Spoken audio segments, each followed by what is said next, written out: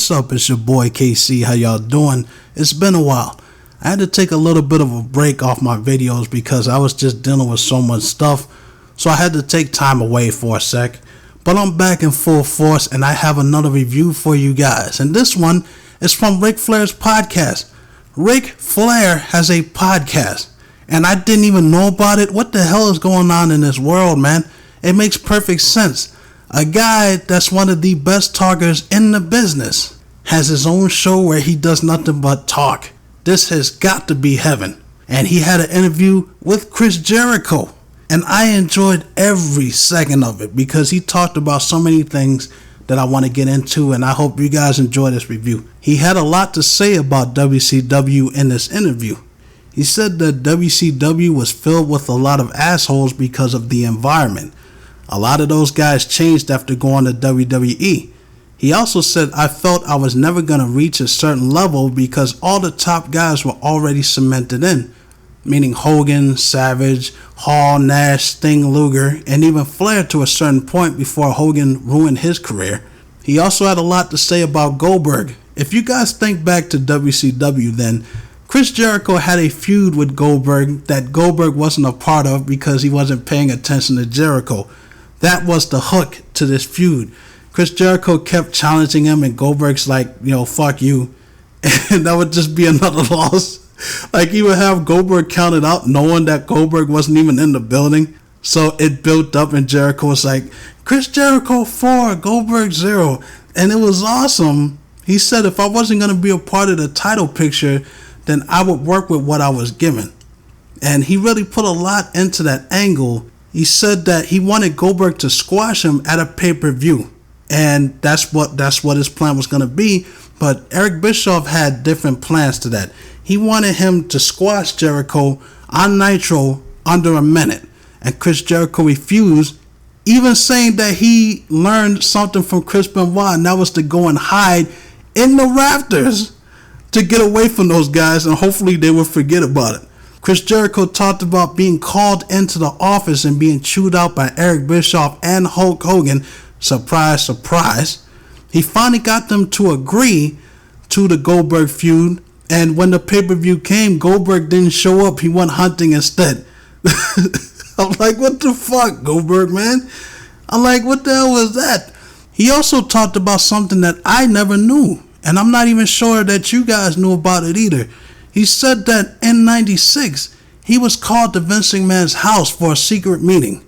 Even had his limo driver pick Chris Jericho up. He had to change his name to Mr. Johnson because why not? I mean, this jump was like secret stuff then. And it turned out to be a booking meeting for that week's Raw.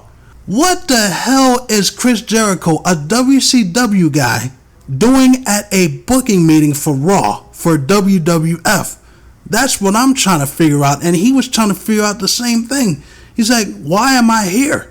He was in the meeting with Vince McMahon, Vince Russo, Jim Ross, Pat Patterson, and some other guy. I have no idea what that guy's name is because Chris Jericho couldn't remember. And they were asking him what his opinion was. They were asking him about who should go over in the D'Lo Brown match. I'm like, what the hell was going on back then? And Chris Jericho said, I had to ask Vince when I came in a couple of years later, why did he do that? And Vince McMahon said, I wanted to see if I could trust you. I wanted to see that it would not get out the next day. I guess that makes sense to Vince McMahon in his head. It makes absolutely no sense to me, but it is an interesting story to hear. And I always knew that Eric Bischoff was kind of dirty, but I didn't know he was this dirty. You hear it from a lot of these guys that were ex-WCW guys on how Bischoff was, and Chris Jericho was no different. He said that Bischoff took him off TV for the remaining 4 months of his contract as punishment, and he had to work house shows to make money. And when it was time to re-sign Chris Jericho, it took them 6 months to send him a new contract, and he just said, fuck it, I'm not going to sign, and he went to WWE. Ric Flair chimed in on how dirty Eric Bischoff is, because he said for the whole year that Flair was off TV, Eric made him sit at home and told him that he would starve Flair and his family, forcing him to move out of his house. What the fuck kind of cold shit is that? I mean, this guy must have had some kind of God complex, did he not? And I'm glad that these guys were able to rehab their careers after WCW went down. He went on to talk about going to WWE and his heat with Triple H. I mean, gee whiz, somebody actually has a problem with Triple H. I never saw that coming. Triple H is genuinely one of the nicest guys I've ever seen before. He never comes off as a major dickhead that only cares about himself and his own career. I could never see that. Could you?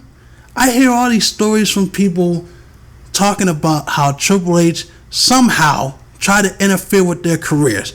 Kurt Angle, when Triple H was sitting in on board meetings, trying to say that Kurt Angle was not ready to be the champion because he was too small. Or the professional jealousy with The Rock that he has, and I could perfectly see that. Because The Rock came in after Triple H, didn't need other people to get him over, became a main eventer within the first 2 years that he was even on the roster, and was the WWF champion before Triple H even got close to the gold. He went on to become the biggest movie star in the world, left wrestling, came back, and still generated more money than Triple H did in his whole entire career, and I know it eats him alive. I know it eats him alive. The heat with Goldberg, when he said Goldberg was a flash in the pan. The heat with guys like Jeff Hardy and RVD, I can totally see it. And Chris Jericho is no different, because Chris Jericho said that when he first came in, that Triple H said, hey, if you ever need anything, give me a call. It doesn't matter what it is. Chris Jericho was trying to get to some of the events because he's working north, not south like he was doing in WCW. And he got lost and called Triple H and said, hey, yo, do you have the directions to get to such and such place? And Triple H said, yes, I do. Get a map, and hung up the phone. What a dickhead. He said that Triple H saw him as the enemy because he was an ex-WCW guy and felt that his spot was being threatened. Seriously, Triple H, seriously? He also talked about working with Chyna and how Vince McMahon told him not to go easy on her because she's a woman, that he wants her to be wrestled just like any other guy on that roster. So Chris Jericho did. He went out there and he had a match. He came in the next day and Chyna had a black eye and got caught into Vince McMahon and got chewed the hell out. Vince McMahon saying, how dare you give Chyna a black eye because she's a woman?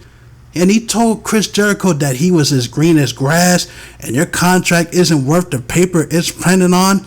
He felt that because it was Hunter who had his ear and he had a lot of stroke, that's why Vince McMahon was pissed off. And Vince made him apologize to Chyna, which is fucking bullshit. I mean, he broke the dude down, and that fucking sucks. Vince McMahon said that he was going to give Jericho one more chance to redeem himself. He put him in a match with X-Pac, who was Vince McMahon's darling at the time. He said, if you can't have a good match with X-Pac, you are fired. That's what he told the man. What the fuck, man?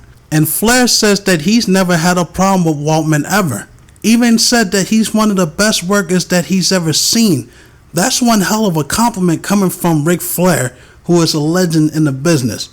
Chris Jericho said that yes, he was a good worker, and for the last few years that they talked, Sean Waltman was very cool to him, even admitting that he was a dick and did his fair share of bullshit. And he apologized to Jericho, and that's really classy of him to do. Jericho left WWE for the first time in 2005 because he felt that he was sliding down the ladder so fast that Vince didn't have anything for him to do. And he was called into a meeting with Vince and Johnny Ace, and Jericho was convinced that they were going to dump his contract right then and there.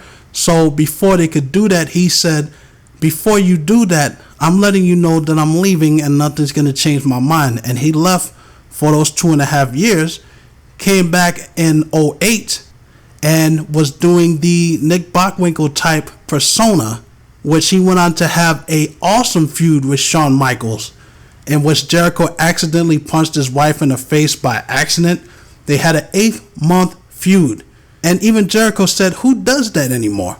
After that, I felt that I was the real Chris Jericho, that I felt that I could do other things besides crack jokes and make fun of Stephanie McMahon. I really became the true Chris Jericho. And what a feud they had. They had some great matches, and even Jericho said his favorite match was the ladder match that he had with Shawn Michaels for the world title. And that was one of the best damn matches I've ever seen. Since I've been watching wrestling, those guys went out there and they tore it up. And I feel that match is kind of overlooked because of all the other ladder matches that you've seen after it and the ladder matches that you've seen before it. If you ever get a chance to go back and watch this, if Chris Jericho feels that it's his favorite match, it's worth watching. He told a story about him boarding a plane with Hogan and Nash, saying that it's the first time he's actually had an encounter with those guys. And that's funny. He said that they all got so drunk that Chris Jericho puked on himself. And they let him walk through the airport smelling like throw up. Boarded another plane because Jericho in his mind thought he cleaned it up. But he didn't. He got on that plane and he's like, what is that smell? It smells really bad. Looked and had puke all down the right side of his body. And Hogan and Nash, he's like, why didn't y'all tell me? He's like, dude, we thought it was funny. He's like, you were throwing up the whole entire time. He's like, you didn't know that? And I'm like, dude, you guys are fucked up, man. Seriously. He talked about music and wrestling always being his two passions. That if he wasn't going to make it as a wrestler, he would try to do it as a musician. And if he wasn't going to make it in music, he would be a wrestler. And Jericho is extremely busy these days. This guy has his hands in everything. I believe that he's more busy now than he was when he first got into wrestling. This guy has his own podcast show that he does weekly. He has some great guests on there. It's an awesome show. He tours with his group Fozzy. The guy comes back and he wrestles whenever he feels he wants to. Even the last time where he just did nothing but house shows, he said he had a blast. And this guy has been on Dancing with the Stars. He's been on talk shows. He's hosted game shows and everything. So this guy is enjoying his life, and I'm happy that he is. That he's not one of those other wrestlers that their lives are just terrible and he's down in the dumps. I'm glad that he's actually living it up.